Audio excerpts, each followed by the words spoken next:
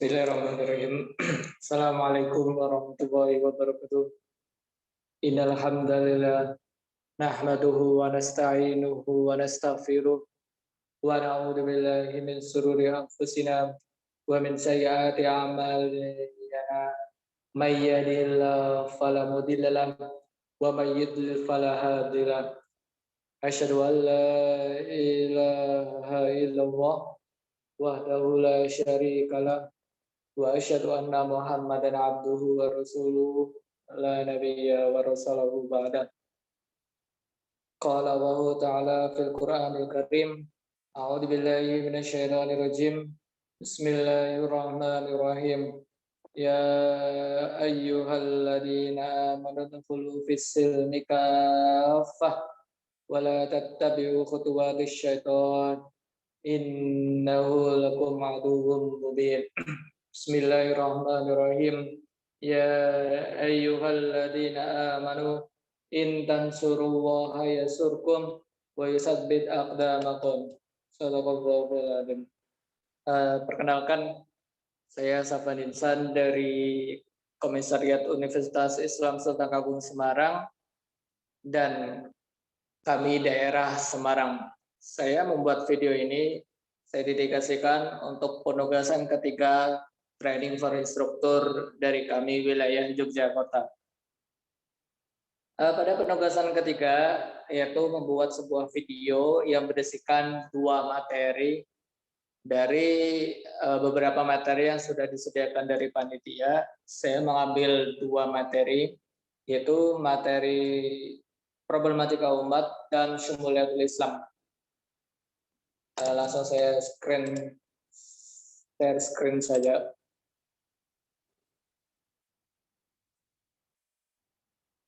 Oke, sudah muncul ya.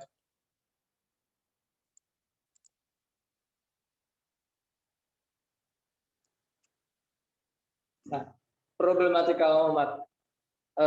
Teman-teman pada sudah tahu ya mengenai definisinya, jadi saya tidak perlu menjabarkan panjang lebar mengenai definisi. Kalau problematika umat ini saya dibagikan menjadi dua faktor, yaitu faktor eksternal dan yang kedua itu faktor internal. Faktor eksternal itu faktor yang muncul dari luar Islam, dari musuh-musuh Islam, dari orang orientalis, orang barat yang membenci dengan Islam. Nah, kalau faktor internal itu dari dalam diri umat Islam itu sendiri, baik dari orang yang mengaku Muslim tapi pemahamannya tidak sesuai dengan Islam dan lain sebagainya. Nah, faktor eksternal ini bisa terjadi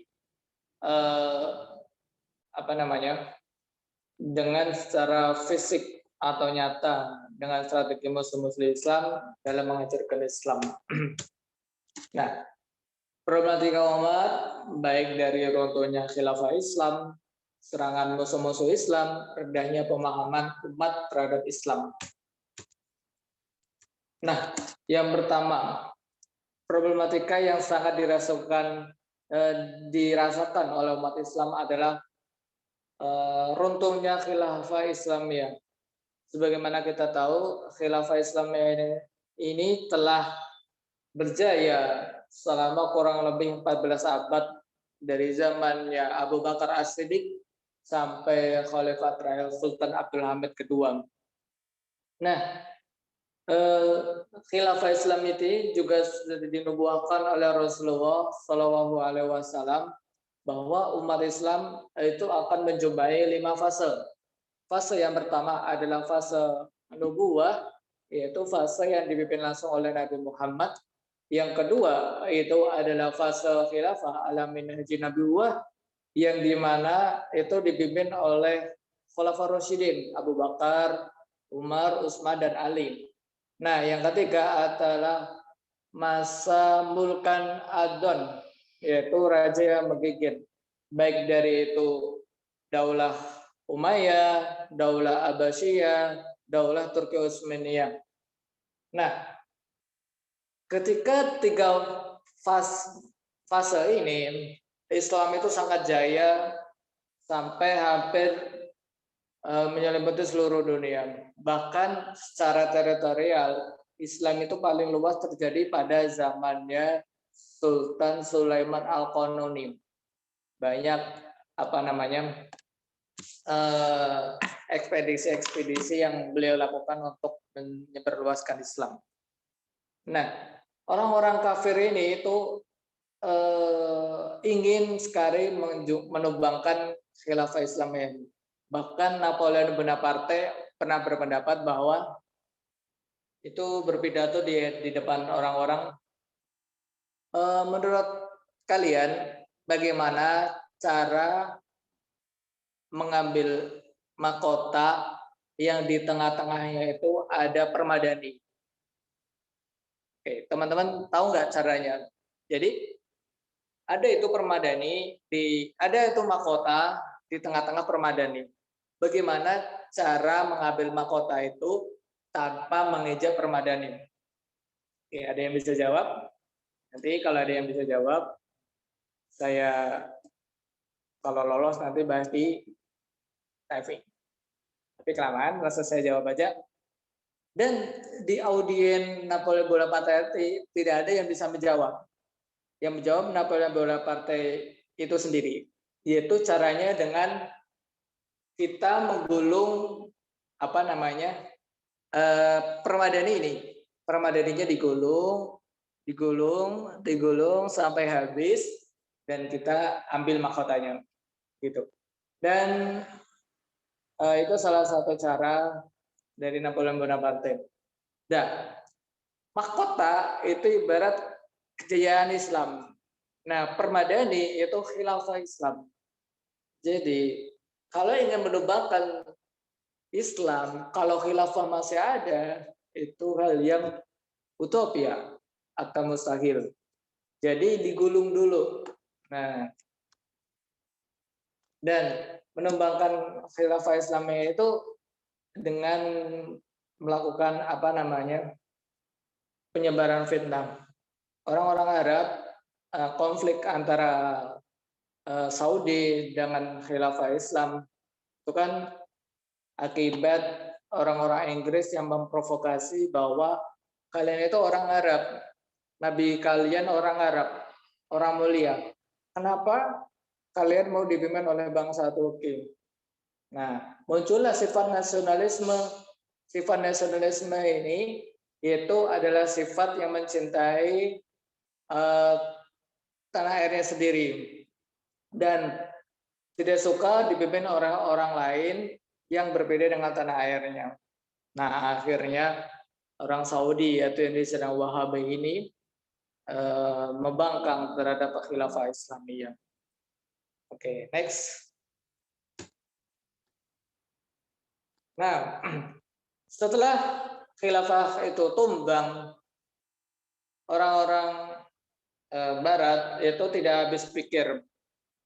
Seumpama khilafah itu sudah tumbang, tapi sistem pendidikan yaitu masih menggunakan sistem pendidikan Islam, maka masih ada benih untuk khilafah ini itu bangkit lagi. Maka rubahlah sistem pendidikan itu dari sistem pendidikan Islam ke sistem pendidikan Barat. Samuel Zwemer, seorang misionaris atau orientalis berkata, orang Muslim tak bisa dikalahkan dengan memenggal kepalanya, tapi cukup dengan memutar kepalanya saja. Dengan filsafat naturalisme dan teori yang sangat nggak bermutu lah, teori Darwin, stoksis sejarah kebangsaan. Nah, secara tidak langsung orang-orang Barat ini memutarbalikkan fakta sejarah yang ada, seperti Pangeran Diponegoro, Bung Tomo, sejarah Indonesia, Pangeran Imam Bonjol, itu perlu kita dalami lagi secara pada aslinya itu gimana. Nah, hukum syariat diganti dengan hukum Barat. Nah, ini teman-teman udah tahu ya, sekarang hukum-hukum di Indonesia khususnya itu sudah tidak jelas, apalagi semenjak munculnya TWK. Milih Al-Quran apa Pancasila? Kalau milih Al-Quran, ya lolos jadi pegawai KPK dan lain sebagainya. Apalagi ada sertifikasi dai dan ulama. Next, penghancuran ekonomi Islam. Apabila khilafah sudah luntur, pendidikan Islam sudah luntur, selanjutnya ekonomi Islam. Semua orang-orang Islam masih menggunakan ekonomi muamalah, menggunakan praktik Islam, itu masih ada benih untuk bangkit lagi. Nah, itu sangat dibenci oleh orang-orang kafir. Maka ekonomi Islam itu dihapuskan dengan mendirikan lembaga keuangan IMF, World Bank, dan lain sebagainya. Menerapkan sistem kapitalisme ribawi, menerapkan sistem keuangan berbasis dolar, investasi asing di sektor publik, listrik, tambang, hutan, dan air. Penghancuran akhlak, terutama generasi muda memanfaatkan fasilitas media informasi, narkoba, periklanan, dan politik dan budaya Islami. Pembatasan kelahiran, aborsi, homoseksual, lesbianisme, seks pramarital. Nah, next, pembasmi etnis. Nah, di sini kita lihat sendiri ya, ada etnis Rohingya di Myanmar dan juga etnis dari mana ini ya? Saya kurang begitu lagi. Next. Nah, penghancuran kekuatan militer. Kita tahu semenjak zamannya Rasulullah sampai zamannya Khilafatul Utsmani, militer umat Islam itu terkenal sangat kuat dan ditakuti oleh musuh-musuh Islam. Panglima Islam yang terkenal, baik dari Khalid bin Walid, Salman Al-Farisi, Muhammad Al-Fatih, Sulaiman Al-Qanuni, Sultan Abdul Hamid, yang sangat terkenal itu mampu membuat orang-orang Barat itu bentar dan takut. Next, Kristenisasi. Nah, ini ada gambarnya salib gereja ya. Next, faktor internal. Saya percepat ya karena dari panitia membatasi waktu sebanyak 5-10 menit. Kalau lebih dari itu pelanggaran ya. Nah, setelah kita memahami faktor eksternal, kita memahami faktor internal. Rendahnya pemahaman umat terhadap Islam, terhadap dari ada 3. Yang ketiga, fikroh Islam, toriko Islam, mengaitkan fikroh dan toriko Islam.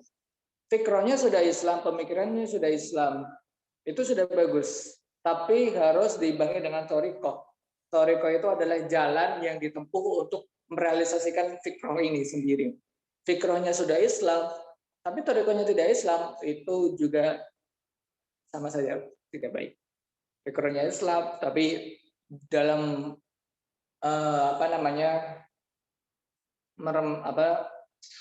merealisasikan fikroh ini dengan jalur demokrasi, itu yang kurang tepat.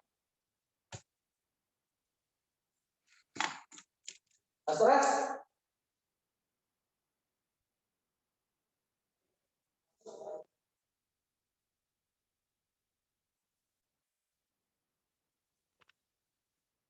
Nabi pada saat tamu. Pesan Rasulullah SAW, barang siapa mengajak pada petunjuk, maka ia berhak mendapat pahala seperti orang yang mengikutinya, tidak dikurangi dari pahala mereka sedikit pun. Dan barang siapa yang mengajak pada kesesatan, ia berhak memikul dosa seperti dosa orang-orang yang mengikutnya. Hal itu tidak mengurangi dosa-dosa mereka sedikit pun. Hadis riwayat Muslim. Nah, seperti yang ayat sudah saya bacakan di awal tadi, ya ayyuhalladzina amanu in tansurullah yansurkum wa yusabbit aqdamakum. Quran surah Muhammad ayat 7. Hai orang-orang yang beriman, jika kalian menolong agama Allah, niscaya Dia akan menolong kalian dan meneguhkan kedudukan kalian. Nah, setelah materi problematika umat itu sudah selesai, kita next ke materi Suhuliyatul Islam. Hasan al-Banna pernah berkata, risalah yang panjang terbentang sehingga meliputi semua abad sepanjang zaman terhampar luas sehingga meliputi sama cakrawala umat lebih dalam sehingga umat memuat urusan dunia dan akhirat. Nah, Suhuliyatul Islam itu juga diasirikan bahwa sesungguhnya Islam itu menyeluruh meliputi semua zaman kehidupan dan eksistensi manusia. Ya. Ya, bismillahirrahmanirrahim. Ya ayyuhalladzina amanu dkhulu fis-silmi kaffah wa la tattabi'u khutuwatisy syaitan innahu lakum aduwwum mubin. Wahai orang-orang beriman, masuklah ke dalam Islam secara keseluruhan dan janganlah kamu ikuti langkah-langkah setan. Sesungguhnya ia musuh yang nyata bagimu. Nah, di ayat itu sudah terjelaskan bahwa sebagai seorang muslim kita harus masuk Islam itu secara kafah, menyeluruh. Jangan berislam kita itu seperti di rumah makan Padang yang prasmanan. Kita memilih ayam, kita mengesampaikan telur contoh misalnya sesuai dengan selera kita. Agama itu tidak bisa seperti itu. Maka kita harus mengambil satu dengan lainnya. Jangan mengesampingkan lainnya. Nah, dan Islam ini juga itu meliputi ada politik, ada ekonomi, ada pendidikan, ada mabada, ada hukum. Politik harus politik sesuai Islam, ekonomi harus sesuai ekonomi Islam, pendidikan harus pendidikan Islam, mabada atau ideologi ini harus sesuai dengan Islam, dan hukum juga hukum yang sesuai dengan Islam. Jangan menggunakan hukum jahiliyah. Oke, alhamdulillah cukup presentasi dari saya. Kurang lebihnya saya mohon maaf. Terima kasih banyak kepada panitia TFI Jogja tahun 2021. Sebenarnya masih banyak lagi yang ingin saya jelaskan, tapi karena waktu yang terbatas, jadi saya cukupkan terlebih dahulu. Wabillahi taufiq wal hidayah, wassalamualaikum warahmatullahi wabarakatuh.